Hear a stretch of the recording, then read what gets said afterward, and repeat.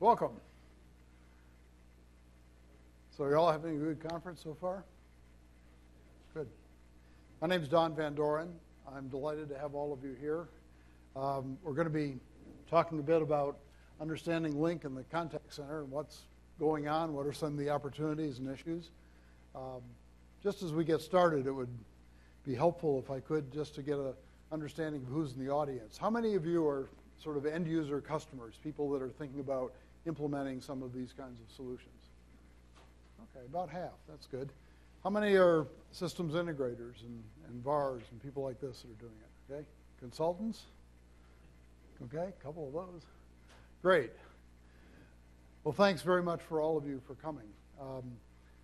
My name's Don Van Doren. As I said, I'm president of a company called Vanguard Communications and also a co-founder with Marty Parker of a company called Unicom Consulting.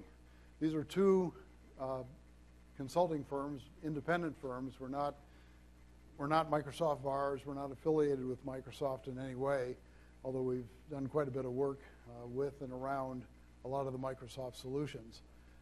Our business is, in both of these companies, is really helping organizations understand how do you migrate from sort of legacy environments where you are today to where you need to be and where things are going in the future. Unicom Consulting is a firm that Marty and I started back in 2007 to really focus on the coming changes in communications technologies. So very focused on unified communications and collaboration. Vanguard is an old company. I started 30 years ago. And for about the last 2 decades, our focus has been entirely on contact centers and really broader than that, customer interaction strategies. How do organizations really figure out how to deal most effectively with their customers, with their partners, with their supply chains, and really make those kinds of interactions work very well. Of course, what's happening is that these two fields are definitely merging together. And we've seen that really coming for a long time.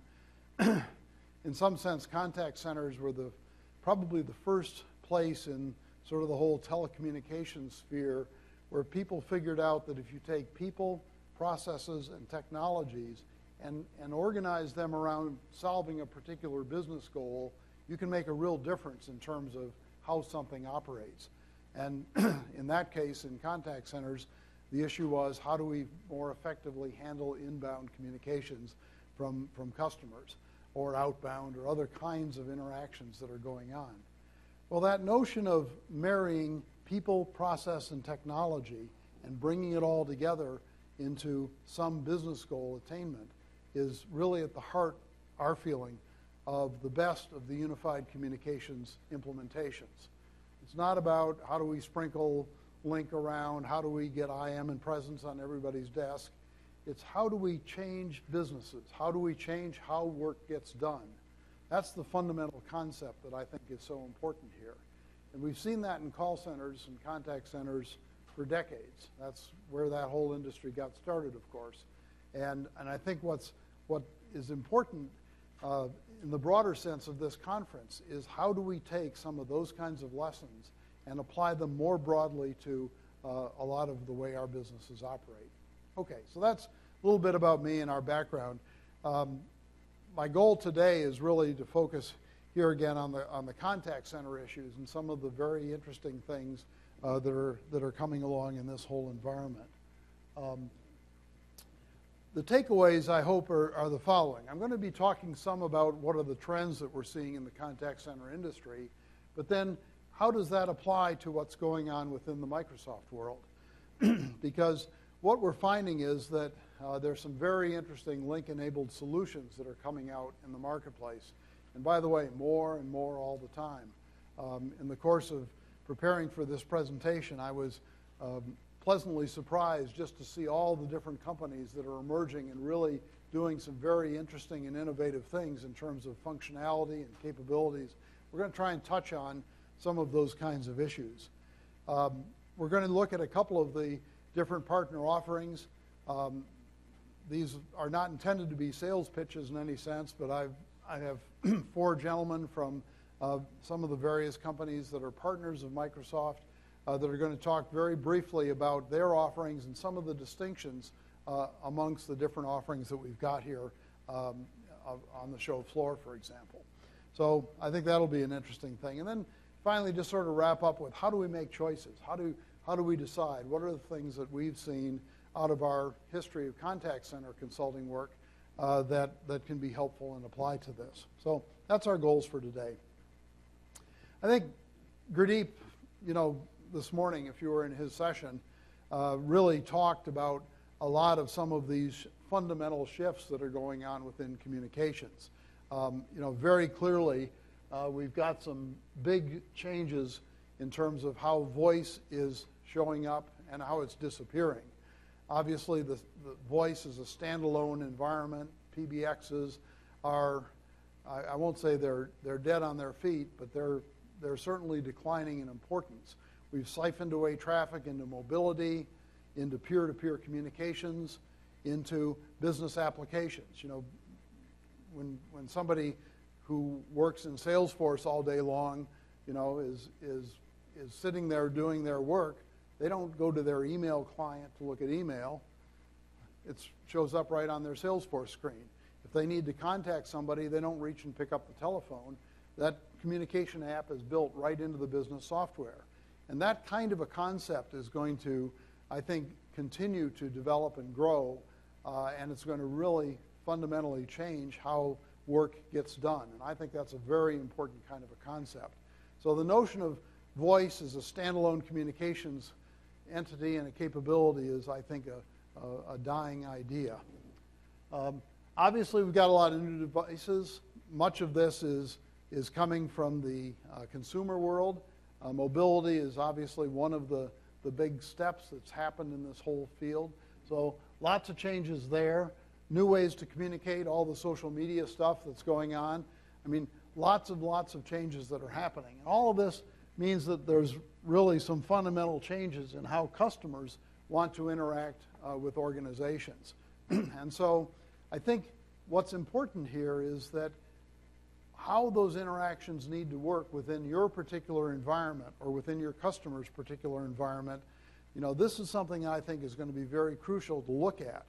And my strong suggestion to people, and something that we tried to drive home in our consulting work, is you don't want to simply extend the kind of capabilities that we've had in the past and throw them over our shoulders into the future and say, here's what we're going to do next. What we have to do is step back and say, let's really look at all these fundamental shifts in communications that are going on and ask ourselves, what does that mean for how we want to interact with our customer sets? And I think that's something that's a crucial idea. And the whole notion that Lync and Microsoft are bringing to this table are some rather innovative and new ideas and new ways of thinking about this. To its credit, my opinion, Microsoft decided not to build a PBX. Other companies that have gotten into this space in the last decade and a half made a different decision. They said, well, that's what we want to do. We want to build a new PBX kind of a capability.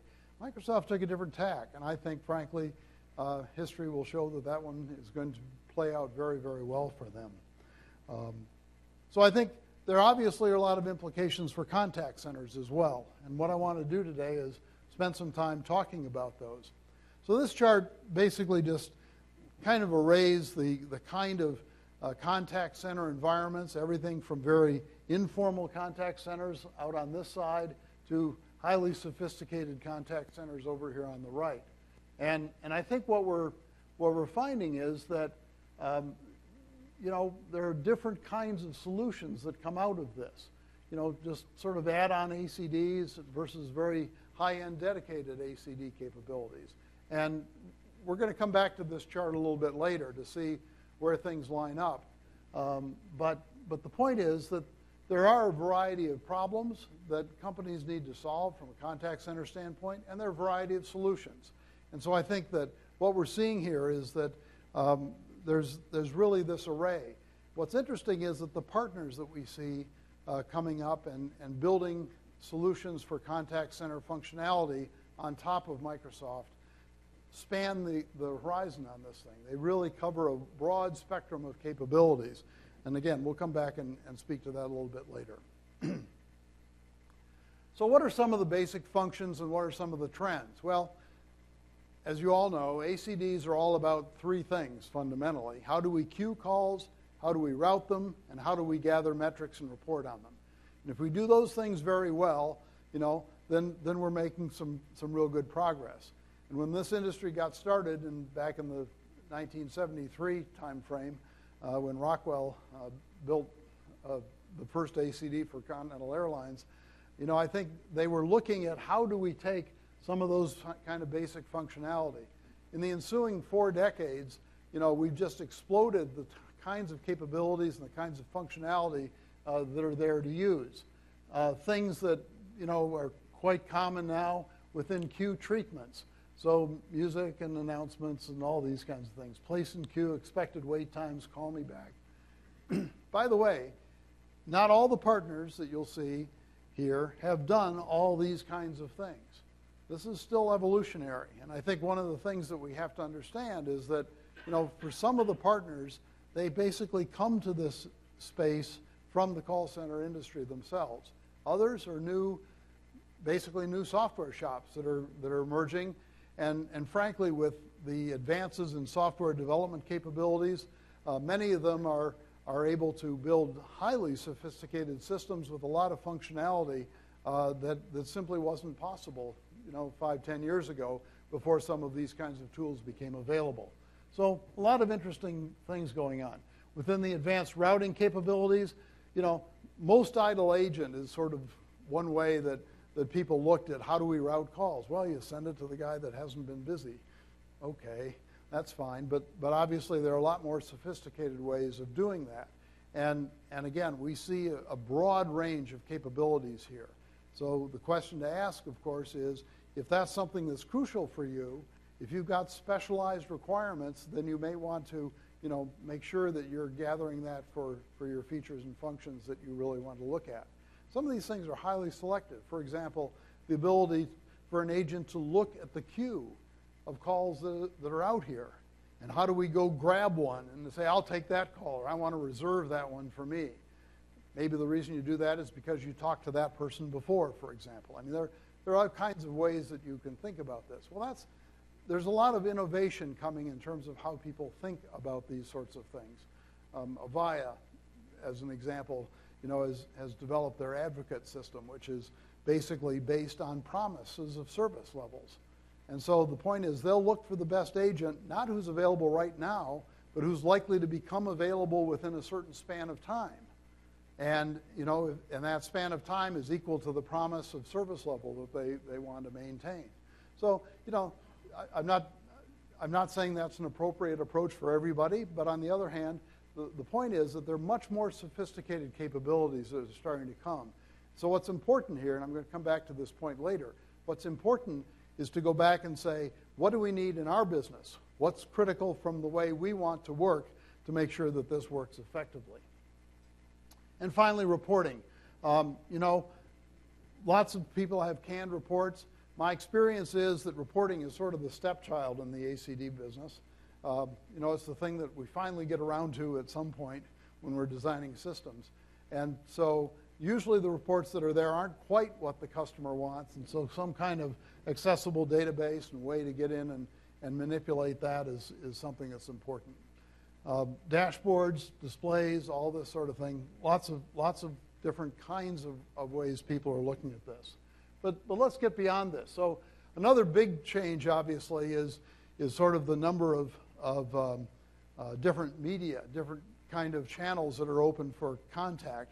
Obviously, voice is still predominant, and I'll get to a chart that actually talks about that a little bit. But all these other things are clearly coming along. I mean, the big question mark in a lot of people's minds is this one, the social media. What do we do about this? What's the best way to handle that? Do we just monitor what's going on? Do we try and write responses? Do we participate in forums? There are a number of techniques here that people are really trying to understand and think about. And again, this is one of these things that we're starting to see the Microsoft partners start to develop some capabilities in this. But it's something that's still, in some sense, in some cases at least, still under development. Mobile apps. I think this is going to be a crucial issue. And again, I'm going to come back and talk about this toward the end. But I think that what we're going to find is that the ability of people using their smartphones to access companies is going to shift how that, in fact, works. And we're going to see some rather massive changes coming in it. Let's look at where we are, though. And this is sort of an interesting chart. It came out of Contact Babbel's study. But basically, telephony is still 70%. That's what their finding was. This chart was done in just last 6 months ago or so. And so what we're seeing is that this is still the most important part of the segment. It's a little puzzling to me, frankly, but I think what the reason in part is because, companies are designed to handle telephone calls. They're less designed to handle some of these other forms of communications. But I think we're going to see some changes coming. This is a study out of an Emerites, not actually in 2012, but 2012. My guess is that chart won't be accurate for 2012. This is sort of for email and for web chat, who's currently using it, who's planning to use it, and who's evaluating and no plans. Again, this was a couple years ago, so we're undoubtedly would see some shifts if we take that chart more recently. But the point is that there's clearly people trying to look at some of these things and figure out where do we take this technology into new directions. And so in your planning, I think, again, it would be important for you to say, what's out here, where do we need to go, what's important for our business that we can really bake in, and that's really dependent on your customer set and who you need to interact with and how you want to do it. Okay, the whole idea of workforce management, in small to medium-sized businesses, most companies are still using Excel spreadsheets or spreadsheets of some kind to do these sorts of calculations, and that's probably perfectly adequate. As you get into higher-end solutions, of course, having some product that's very specific to this may make a difference, and how that's integrated into your ACD solution could be important, depending, again, on your size and the complexity of your operations. We, of course, have a number of companies that have their own workforce management systems that grew up. Many of them have been acquired by other firms. Aspect acquired TCS, 15 years ago or something, and but there are others that are still out here doing this kind of work, and so again, the ability to interact with these is going to be something that's key. Call recording comes in sort of two dimensions or two flavors. One is call logging, for compliance reasons or archival purposes, and basically record all the calls or all the calls that come in on these numbers or all the calls when the agent says, hey, we better capture this. Then the other is sort of the quality monitoring side. Similar technology, quite a different application in terms of how they work. But again, this is one of these capabilities that we're seeing some very interesting advances coming in. In particular, what's interesting is how do we marry up quality monitoring with training systems and with workforce management, by the way. So some of the more innovative systems out here today are basically looking at quality monitoring scores, maybe doing some analytics. I have it on the next chart. But looking at analytical capabilities and saying, this agent needs help in this area. And so actually going out and, usually with some kind of permissions, scheduling the agent for actually taking training in areas that their quality monitoring system pointed out is a weakness that they need to work on. So, pretty sophisticated stuff going on in terms of how we're doing this kind of monitoring going forward. A lot of work lately in agent desktops. Real estate on the desktop is always an issue, especially in large and complex call center solutions. And so one of the things we're seeing is more innovative ways to display data, to get access to information, to pop screens. Again, we'll talk more about some of those things in a few minutes, but basically there's just a lot of things that are going on here in this area. And again, so look for companies that are starting to think through how do we support the agent desktop. What's real interesting, of course, with Microsoft is that all of the presence capabilities, the instant messaging capabilities, the stuff that sort of comes with unified communications packages, is now becoming a part of this. And we'll talk a little bit about some of the both challenges and also opportunities for looking at those kinds of solutions. Performance optimization. This is sort of a buzzword that was really popular a couple of years ago, and people are still trying to figure out, what do we do with this? How do we create balanced scorecards that allow us to monitor the agents, make sure that they're working on the right things, making sure that we get customers that are satisfied and happy with what's going on. And that, frankly, is a whole area that people are looking at. This is a very interesting chart that came out of MetricNet. Very interesting company. They're doing some really interesting work in terms of sort of summarizing what are the major KPIs that you may want to care about in your contact center. The things in red: cost per contact, agent utilization, customer satisfaction. And what it shows is basically what are the factors that flow up into all of these major KPI areas. And it's a really good summary. The only comment I'd have on it is this box up here on customer satisfaction. I think that's been a slippery slope for people to try and figure out, what do we measure to figure out how satisfied the customers are?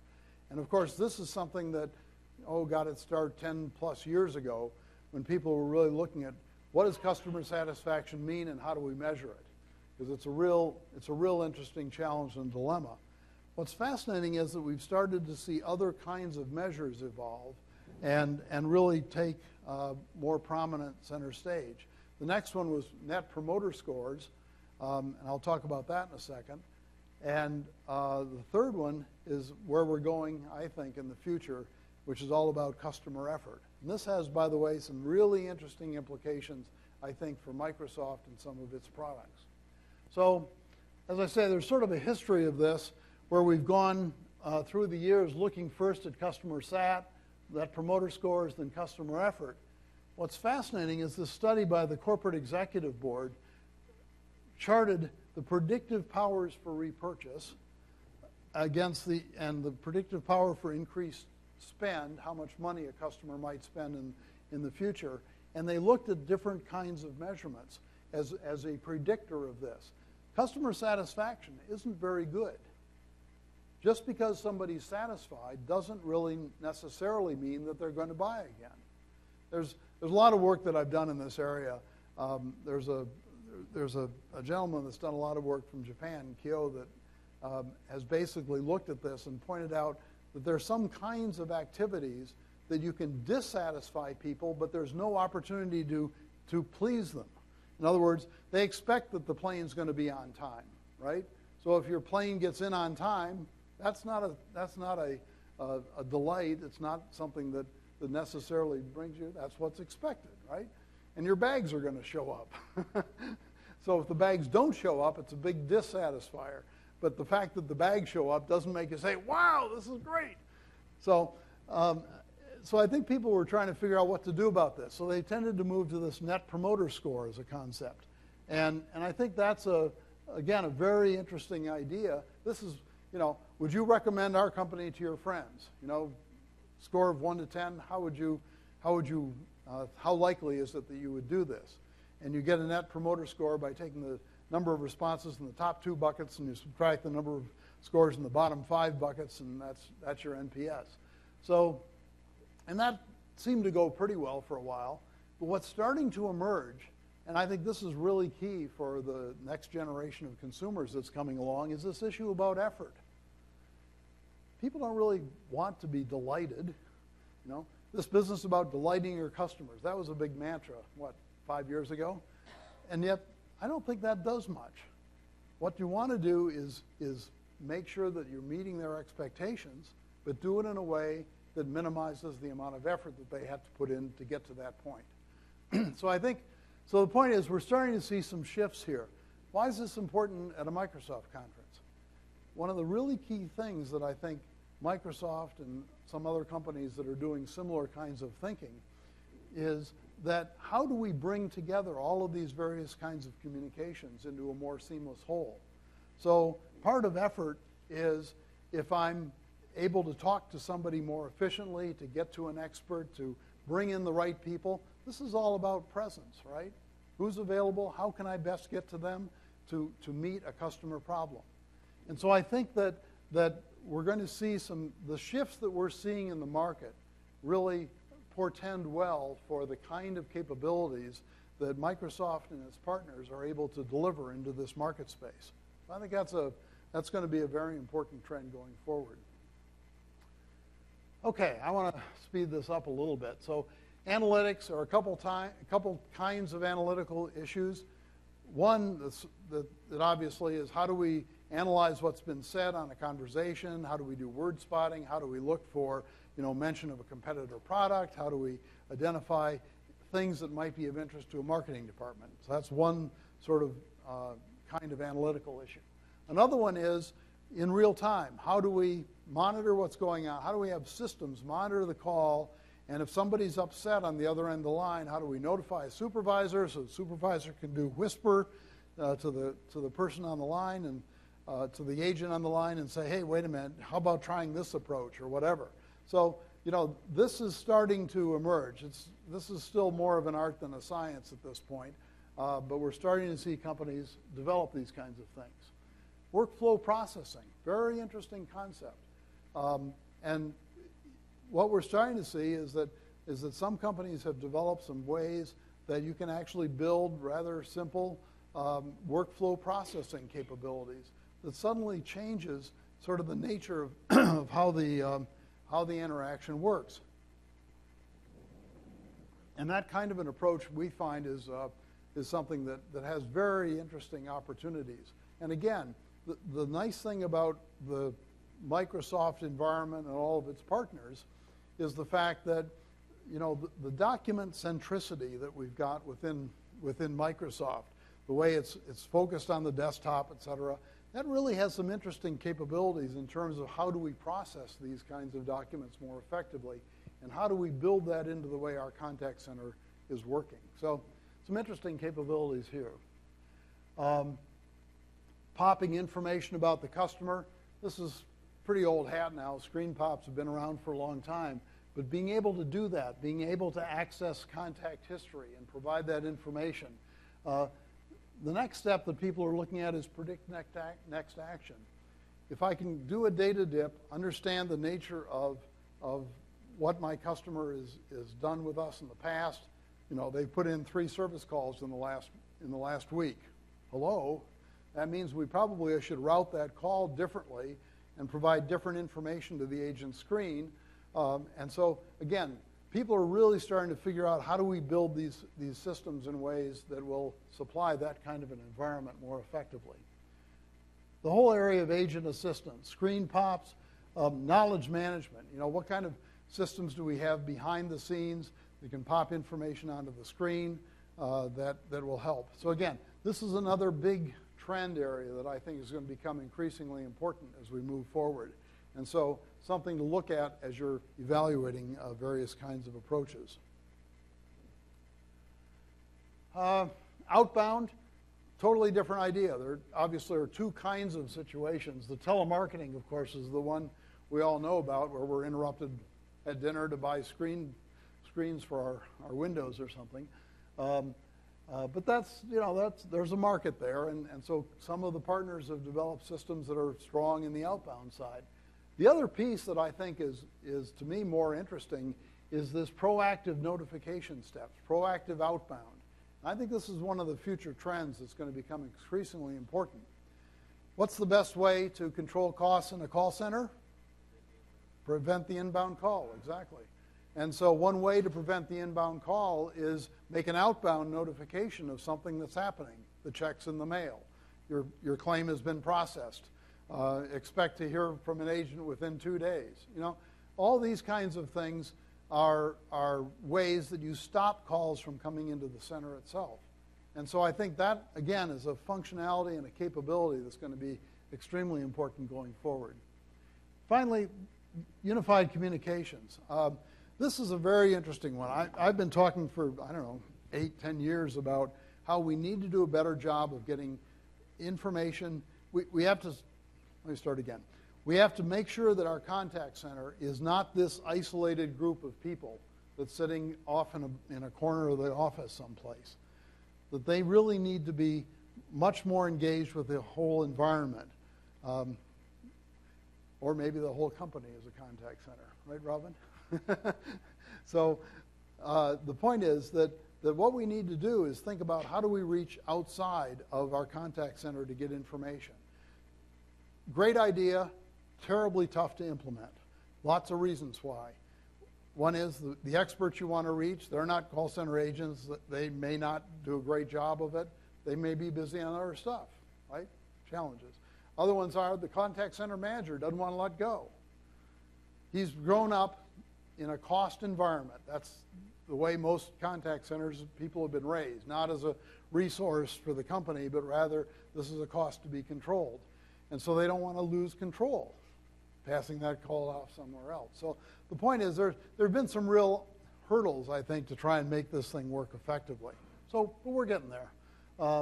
So opportunities to extend the center is, I think, a really interesting opportunity, obviously, that we can do a better job of going forward. Okay, Lync Partner Solutions. We got a lot of them.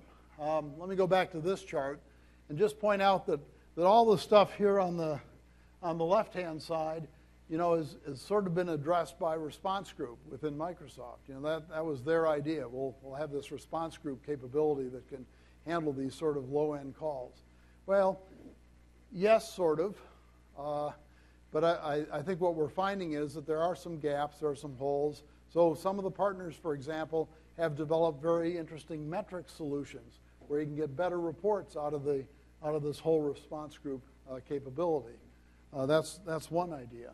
Most of them are focused over here on this side, where we have really a span of capabilities from very high-end dedicated systems to, fairly basic features, but things that work very effectively to integrate in with Microsoft is doing. This is sort of a chart of some representative of the contact center partners that are here, and again, a number of different firms. We're going to hear from a couple of these folks as we in a few minutes.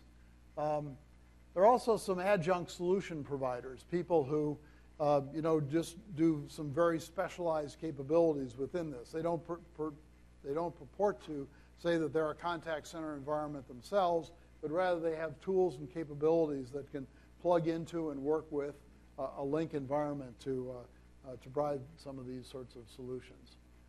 There's a whole ISV qualification test plan capability that's gone on. And, this is really comprehensive. I spent some time going through this, 100-plus page document.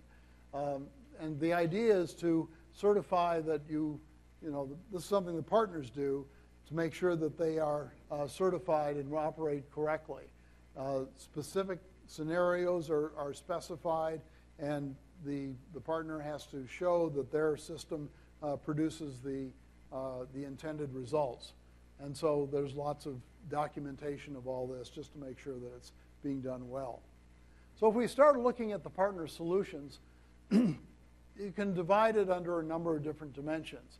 Those that are really designed for formal contact centers, those over toward the right, versus those that are more informally designed. How many agents can they support? How comprehensive is the functionality that they provide? Some of them have very specialized capabilities. Again, some rather unique ideas that they bring to the table that may be very appropriate for a particular organization. And then finally, there's sort of this issue of how do we inter-network with Lync? How do we work with it? And there fundamentally are two kinds of approaches, but what's interesting is there are two kinds of approaches 2 years ago, and now there's sort of two kinds of approaches with a number of different variants and a number of variations.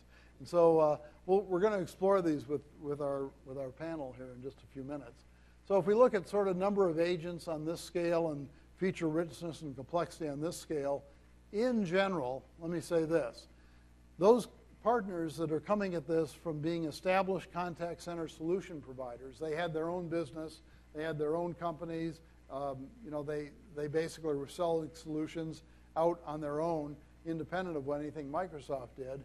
They tend to be more more feature-rich on this side. They span a pretty broad sense and number of agents that they'll support. Some of the newer solution providers that are coming along tend to be more in this side of the space. And again, this is all generalized. There are exceptions, and many of them, to each one of these statements. But what's really interesting is that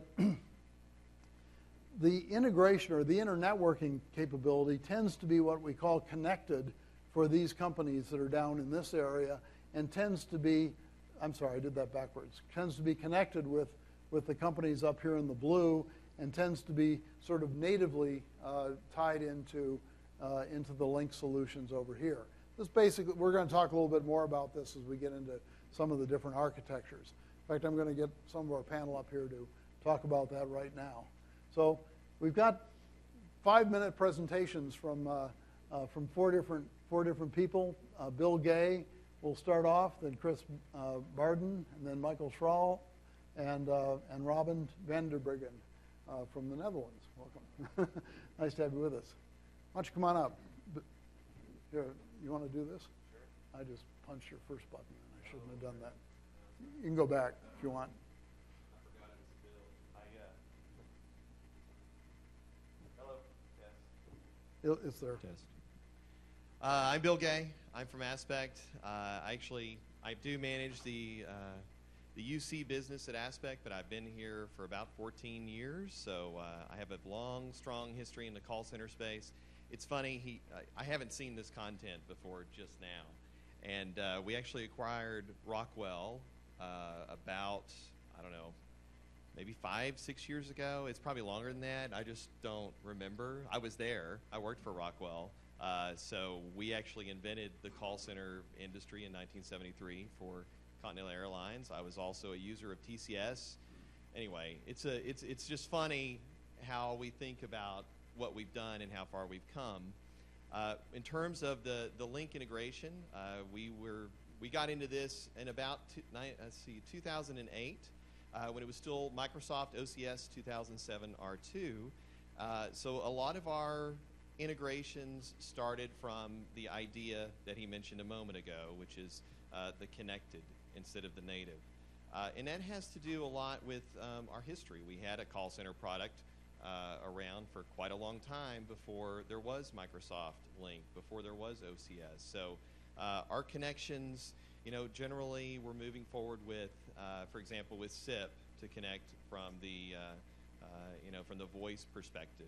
And then we use UCMA, pretty much directly to understand presence and to understand, some of the other integrations that we use and we leverage. He mentioned Expert Agent. That was one of the first things that we came out with as a company.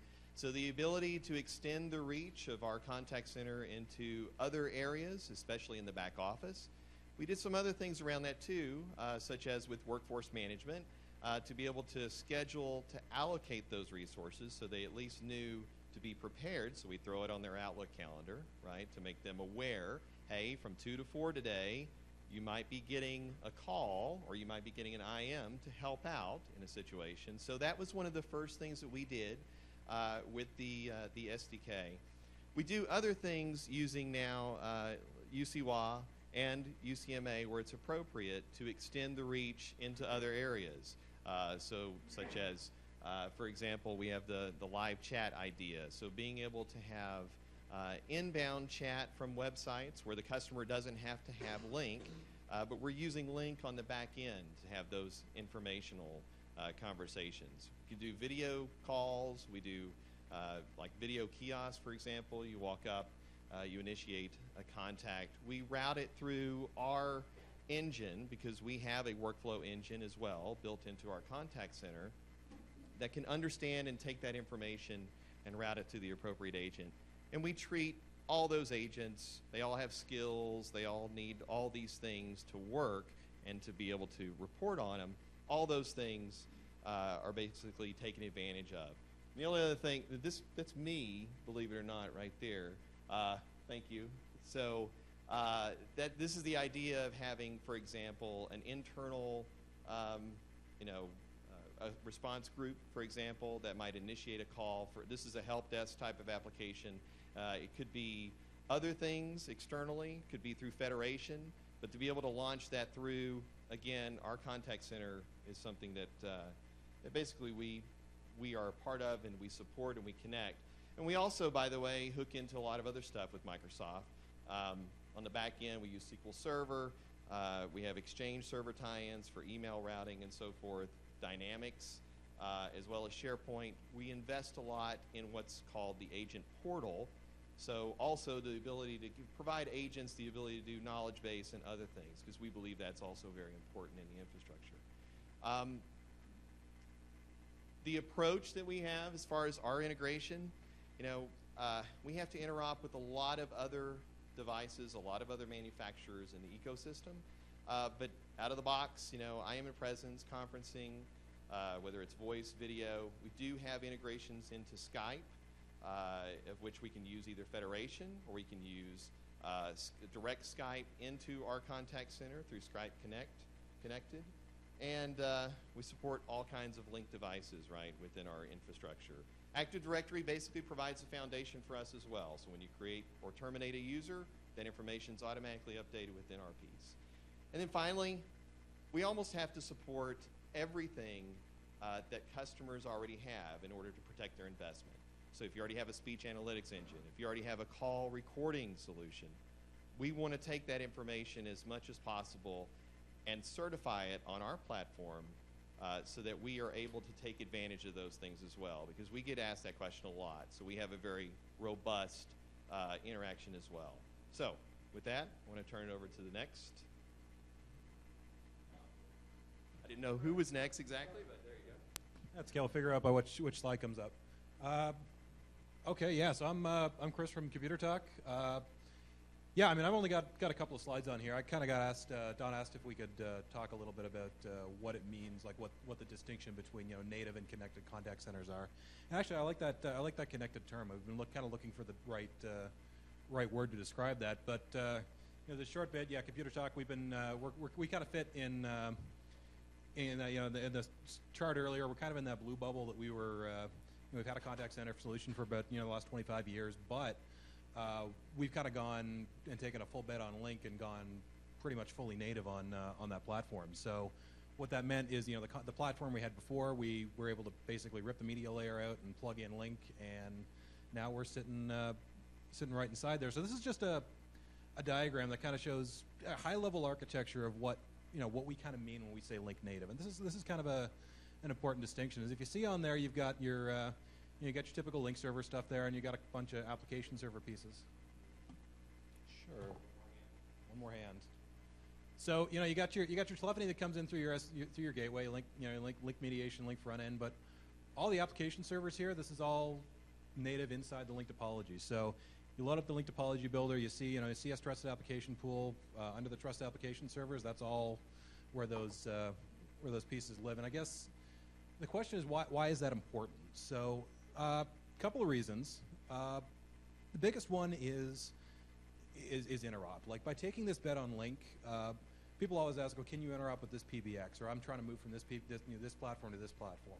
Do you work with Federation? Do you work with Skype? And we just say yes to all of it because we're part of Lync. So when you like with ICE, for example, when you contact our contact center, it's a Lync endpoint. So you assign a DID in Lync, you call it through Lync, and that means that if I can reach your Lync users through Federation, you can reach your contact center. So if you're partnering with somebody and you want to be able to do link-to-link calls and that, we get all that interop. So that's important for PSTN. That's important for Federation. It's important for modalities. So again, we support web chat, IM. All that's native through Lync. So agents handle IMs on their Lync client, same way they handle, an ACD IM looks no different than a peer-to-peer IM, except it's coming from a bot. So it's using the technology base that we've already got, which means that as Microsoft is rolling out new capabilities, it's things we can just start taking advantage of. So Skype is a good example. As soon as Skype Federation rolled out, now we all of a sudden have Skype voice support and Skype IM support. So that's all stuff that's been built in by having that strong interop position within the topology. Well, given that that doesn't work yet, but once that gets turned on, again, Skype video is just going to be one of those things we'll be able to plug in, and it's just going to work. App sharing in Skype is going to be another one. they don't support that yet, but when they do. So unified management is another big one. I'm going to flip back there. There's only one set of trunks coming in there. There's only one set of SBCs. There's one set of gateways. So rather than having another telephony platform that has to sit outside of your Lync topology, everything's managed in the same spots. That means all your DIDs. If you want DIDs that go to the contact center, it's managed through Lync. DIDs that agent accounts are managed through Lync. Everything is one set of telephony parameters, one set of stuff to deal with. Working through migrations, that's a big one that people come up with. We run into a lot of people that have deployed. They've got Lync, they've got IMP, they've still got their PBX, and they want to have, say, part of their contact center move over. They want to pilot part of it. So, again, if Lync can reach it, ICE can reach it. So having a native contact center solution means that we can log in agents on other platforms that Lync can connect to. So again, taking that bet on Lync means that we don't have to go in and interop test with every platform under the sun. We let the Microsoft people do that because they have more time than we do. So we can spend our time building better features. Again, being inside the mediation server means we're not taking a mediation hit on every call. So things that are inside Lync stay inside Lync. Support for media bypass. Again, our entire workflow engine, like all of our IVR builder, speech rec and TTS, all of our IVR is based on UCMA. We've got a nice graphical editor for it, so you don't actually have to go in and write code. But one of the nice things about that is we get basically free speech rec and text-to-speech. UCMA does it, works inside a Lync, works in the contact center. And last one up there, just Lync presence. Again, being a member of that topology, we've got access to everybody's Lync presence, as well as our contact center presence, which are not always the same thing. That's something we've run into. Is a lot of times people want different states. They want to be online for the enterprise, but they're busy in the contact center. So, we've got ways. We can have those two separate states. We can keep them synchronized. We have a rules engine that can do that. That can manipulate one with the other. So that's actually something we found that comes up a lot with. We talk about the expert assist scenario and reaching outside of the contact center to somebody else in the enterprise who may not have, an agent desktop tool. They may not have a contact center presence. They might not even know they're an agent. But we know that hey, their Lync presence says they're available. I can read them a contact. Then when they're on that contact, I make them busy in the contact center. So, having that visibility into not only see but manipulate presence in Lync is really powerful. So, that's all I got for those two slides. Yeah.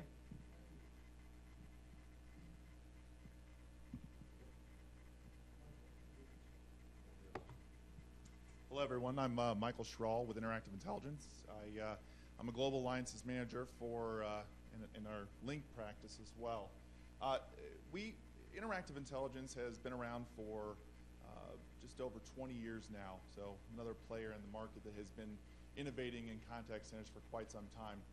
Our approach is also a connected approach. We do not do native-based integrations. This diagram is really to show kind of different approaches. So in each of our Lync deployments, our customers are utilizing our solutions in many different ways. Sometimes they're using us only for IM and presence, or using Lync only for IM and presence. Sometimes they're using them for Lync voice and the whole stack. In each of those different topologies, we actually have different interface points and how they integrate. But looking at our standard solution, what we're trying to depict here is a customer could have certain users that are really sitting on our stack, which is called CIC. They're not using Lync. Maybe we've had customers that have locked down contact centers. They don't want their agents being able to IM with other agents. We have customers that have, obviously entirely Lync users. That's the enterprise side. But where our solution comes in is, really in the center spot around integrating those two desktop experiences as well as the voice path. So in our connected scenario, we use Lync as an endpoint, and we use Lync really like any other endpoint. We're not a PBX solution, we're a contact center provider. So we use Lync as the delivery engine to deliver those calls down to the agent. So we work in many different environments, whether we're working with more of a legacy PBX solution, or working with Polycom handsets. If you look at the applications that we have here, we do have some integration touch points where we do UCMA. So we are doing some native type integrations. But that's really around presence synchronization and providing things like routing a chat through the solution, different interface points through there. Our solution's all on the Microsoft stack. We've integrated obviously all through the UCMA stack, and we use all of our integration points from a telephony perspective. We're all SIP-based. If I were to look and say, why did we choose our approach versus going a mainly a native approach? And it really comes down to, we've been running and working out in the industry for a long time. Customers, for us, the endpoint is not important. How they want to deliver calls to their endpoint isn't crucial to us. What is crucial is providing the application services on top of their solutions or their infrastructure. So if you look at how customers typically move to a contact center application, they're never going to come in and say, let me rip out everything I have and replace and turn it over overnight. That kind of solution would not be feasible. But what it does allow, especially with a solution like ours, because we're able to interface with so many different phone endpoint solutions, including Lync, is for them to use one contact center application and layer on top of maybe an Avaya PBX. And I've got a proof of concept running over here with a Lync voice and deployment. So there's different options, and this allows them to really not have to do this rip and replace. One of the other sides as well is that, great assumption, customers going to use all Lync for their entire enterprise. Well, maybe they don't. Maybe they have a great example is that I see a lot of, hey, we've standardized on Lync, we standardized on CIC for my deployment, but what I don't have, what I do is I acquire another company, and I need to bring them in, and I want to fold them into the same contact center suite. But we can layer on top of that and have a customer that's split in deployments or split in infrastructure, where some of it is Lync, some of it is other PBX solutions. Obviously, because of our approach, taking the SIP approach, we obviously support all the SIP endpoints for Lync. Obviously, the same points from before. Really, we're taking advantage of Microsoft's work, their validations, et cetera.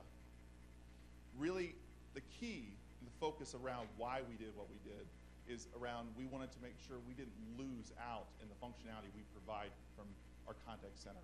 So if you look at our stack of solutions, we provide solutions in every part of the contact center that mentioned, the workforce optimization area, including recording, quality management, workforce management. And one of my favorite new ones is we have real-time speech analytics. So we're doing that word spotting, looking for words in conversations, able to alert agents. That's partially because that technology is on our media stack. We can still be delivering the calls to the agents, but we're listening and providing all that value on top of Lync's infrastructure. And then looking at the last is really just enterprise-grade contact center solutions. So we continue to move up market. We have solutions on both on-premise and cloud. We have 6,000 customers and over 100 companies, and localized in 25 languages. And the key there is really, we're bringing that kind of background and innovation onto the Lync platform for everybody to take advantage of. So.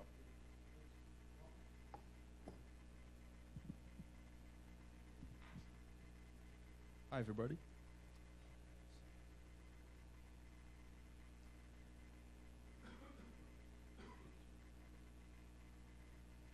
Hi, everybody.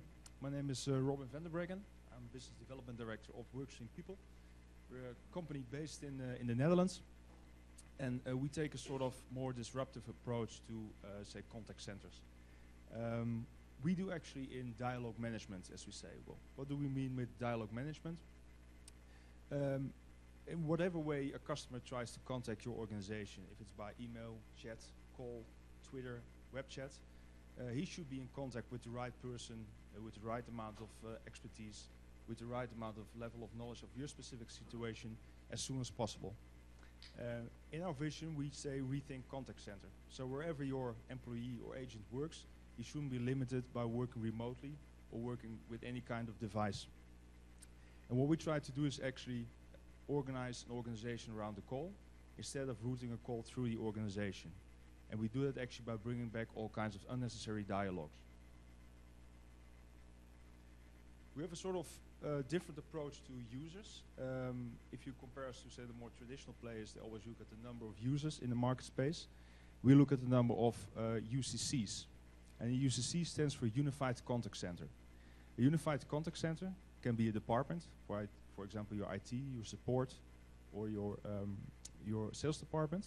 But it can also be a role model, like a reception or a boss admin, a PA kind of approach. But it can be internally, but it can also be externally. So let's say, for example, you work together with a couple of businesses in your value chain. They could be part of your call flow. And that all is registered within our software. So you can track actually the whole call from beginning to end.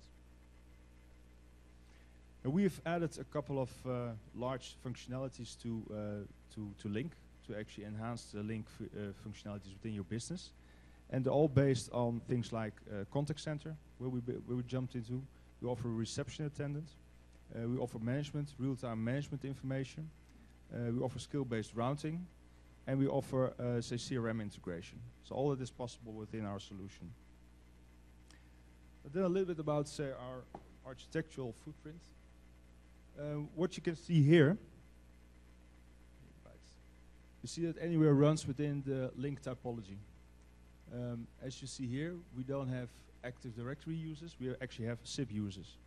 So anybody with a SIP address within Anywhere can be an agent. It doesn't matter where you are, if you're connected, either through mobile or through desktop, you can always be part of the call flow. The biggest footprint that you have with Anywhere is SharePoint Foundation, SQL Express, and one Anywhere 365 server running in one environment. As you can see, we're part of the trusted application pool, and that actually means that you can have up to 12 Anywhere 365 servers running in one pool. So it gives you unknown capability advantages, and all made possible through the report builder of Lync. As you can see here, the standard communication is still run within Lync. Mediation takes part of the PSTN. All the communication with the outside world is done through Edge, and all the normal communication is done to the front-end servers. And if you combine this together, you basically get all the outcome actually through real-time management reporting. We offer web interactions. As we said in the beginning, it's not limited to any particular device or location. And of course, it runs still on the desktop. What you see here is that we use SQL for storing the management information of all the metadata that's coming from the dialogues. We use IIS for the web services, and we use SharePoint actually to organize all the settings for the UCCs and all the IVR content. And that's actually about it. Thank you very much.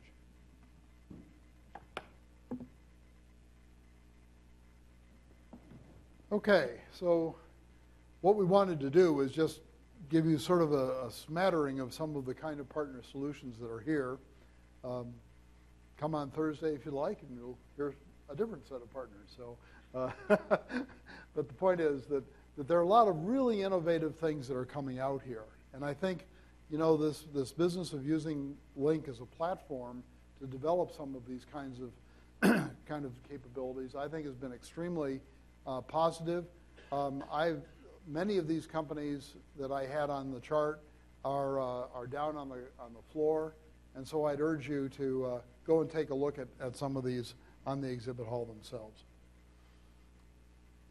Okay, so what are some of the choices about, you know, how do we boil all this down into what makes sense from your perspective as to how to proceed? This is a chart I put together a number of years ago in our consulting work when we're working with organizations to try and help them understand what direction that they ought to be headed. It's helpful sometimes to have some kind of a model. This one is basically something that came up from a couple of authors named Tracy and Wordsma. They wrote a book in the mid-'80s called Discipline of Market Leaders. And basically what their thesis was, they revised this subsequently, but their basic thesis was there are three kinds of value disciplines that organizations can do. You can be focused on customer intimacy, product leadership, or operational efficiency. Pick one. That was their idea. And they basically said that those companies that try to do all of these things wind up sort of falling in the middle and never really get focused on it. What's important, I think, for this discussion is that as we look at some of these kinds of things, it has interesting implications for how you run a contact center based on what your overall business value structure is. And in particular, here's some examples of these companies, by the way. So Nordstrom's customer intimacy, Apple in product leadership, Walmart in operational efficiency. You know, I could name a couple dozen more companies and put them into these categories. What's really interesting is that the way the contact center works will vary from one company to another, or at least in our opinion it should. So, for example, if you're customer intimacy, these are some of the kinds of things that are going to be important in your business area. Really understanding detailed knowledge of the customer's relationship and history with the organization. That's going to be really critical. Personalized interaction, seamless integration, etc. Just a lot of these kinds of issues. If your goal is really operational efficiency, your contact center should be running differently. It has different goals, different objectives, different places that it should really be concentrating its efforts in. And then finally, too, for product leadership. This one's kind of interesting. The customer intimacy and the operational efficiency are sort of obvious in terms of what you need to do in a contact center. This one less so. What you're really trying to do is view the contact center as a gathering point for information within your organization. And one of the things Apple's done is figured out how do they get, not only in the contact center, but in the Apple stores, how do we gather information and then organize that and get it to places where people can make effective decisions out of it. So this sort of a mapping is something you might want to think about. It's one model. There are several others that we use in our consulting work, but this is one model that we've found to be extremely effective to help people start channeling where they're going to go. Because out of this, obviously, there are some very different kinds of product capabilities that are going to be necessary, features and functions that you're going to need to have within your operation in order to make it work really effectively. Here's another model. One of the things that we found is that successful contact centers can really succeed most effectively if they match up what the center mission is. The mission, of course, is based on the previous chart we just saw. You know, what's the focus of your business and how do you want to work? So matching up the mission with the capabilities that you have in the company. And there are sort of four obvious stopping points along the chart. Now what's important here is that the goal isn't to do this, to move from this up to this, move from essential services up to having a customer, or an enterprise-wide customer focus. The point is, make it consistent. So, you know, maybe all you need, it's a necessary evil. Okay, there are ways you can do that. There are ways you can design your centers to support that kind of a mission. And I think where companies get into trouble, and we see this, frankly, when we're going out and talking to people that manage contact centers, sometimes they want to have all these kinds of capabilities out here, but on the other hand, that's not their mission. And so people come to us and they wonder, why can't I get budget for doing all these great things I ought to do? The reason's simple. Upper management understands that that's not really the job of the contact center. So this is an interesting balance. And my recommendation to you is really understand, where do you fit? You know, what's your mission? How does it match up and marry up with what the overall corporate goals are? And then out of all this, obviously, you know, we can start looking at, well, what's important? What kinds of capabilities do we need to have in the technology we're choosing to make sure that this makes some sense? Where are things going in the future? Gosh, I could do a whole couple hours on this, and this is just a part of it. One thing I think is really crucial is heading towards seamless multi-channel. Oops, no, sorry about there. Sorry about that. I have a monitor down here, and I just zapped everybody with a laser. You know, multi-channel is one thing, but go back to that customer effort thought. what we need to do is make sure that when we use multi-channel, and by the way, there are two kinds of things going on. One is that I may call in one time, I may log into a website another time, I may be on my smartphone another time. That's multi-channel, but it's also multi-channel when we're on one particular interaction and bridging from one to another. Obvious example, somebody starts out in the IVR and then they need to talk to an agent. Don't we all hate it when we have to repeat all the information we told the IVR? That's sort of the old hat thing. Why can't you guys get that integrated? Well, that kind of seamless interaction, I think, is becoming increasingly important as we move forward into this multi-channel world. And so that's going to be something that's important. Partial automation. Really interesting idea. A simple idea. What tends to happen, we find in most contact centers, is that people tend to be either, it's got to all be handled by the agent, or it's all got to be handled in the IVR or on the website. Frequently, that's not the right answer. The best answer for many of these customer interactions is you partially automate it. In other words, you put somebody in the IVR, you collect certain data that the IVR is great at collecting, or you get certain data filled out on a form on a web page, and then they transfer to an agent to complete the transaction, and all that information is readily available to the agent. And that's the key to making that kind of thing work. One of the reasons that we like some of the Microsoft initiatives and some of the partners that are building things on top of the Microsoft platform is that that kind of capability is really easier to do, let's put it that way. And the ability to have a platform with APIs, platform with SDKs, platforms to, and by the way, a whole ecosystem of developers and VARs out there that can do these kinds of things. This really makes a difference in terms of how you build some of these kinds of opportunities and applications. Smartphone integration, again, I spoke about this earlier, about how we need to do much more with smartphones in terms of visual menus, in terms of how do we really start building applications that allow people to do more effective self-service because of the capabilities that are built right in there.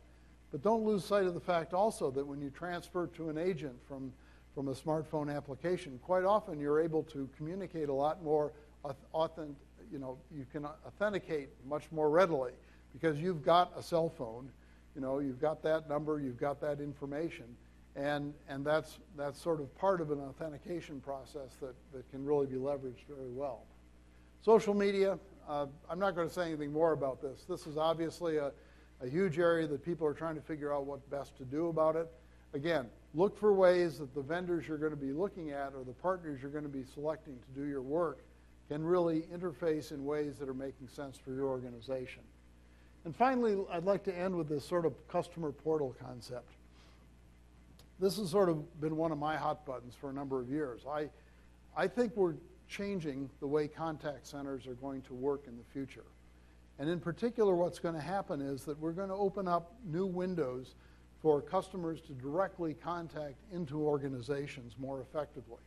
The way they're going to do that is by logging onto a website or onto a portal of some kind, authenticating themselves in a way that's secure, and then maybe all of a sudden starting to see presence of the individuals in the organization that they interact with or they need to interact with. Not the contact center, by the way, but directly into the organization. Will that be for all customers? Of course not. Will it tend to be more B2B than B2C initially, business to business rather than business to consumer? Yes, we think so. But we're going to start seeing how these capabilities are going to be designed. And again, having a platform that gives you the ability to have APIs, to have ways to reach out into databases, have ways to extend the interaction beyond the contact center directly into the rest of the organization, we think that's a really fundamental change that's going to be happening over the next 5 years. And so I think that's something that is going to be very telling going forward. So how do you select an approach? Well, just in summary, know the business strategy, understand what your vision is for communications within your organization. Microsoft's approach has been very disruptive, obviously.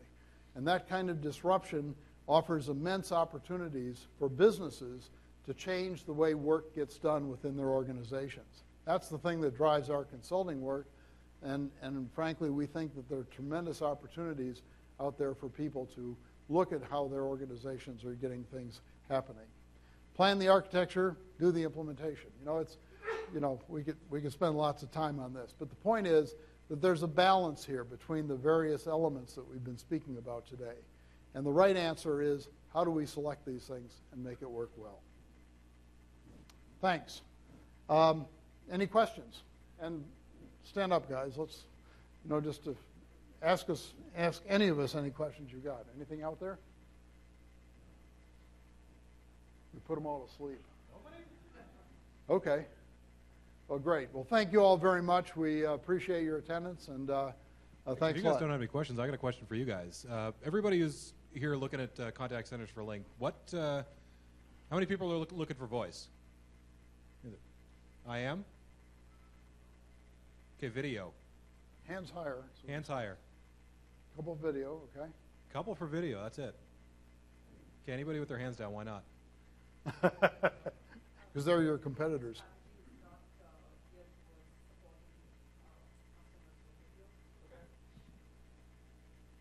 Good.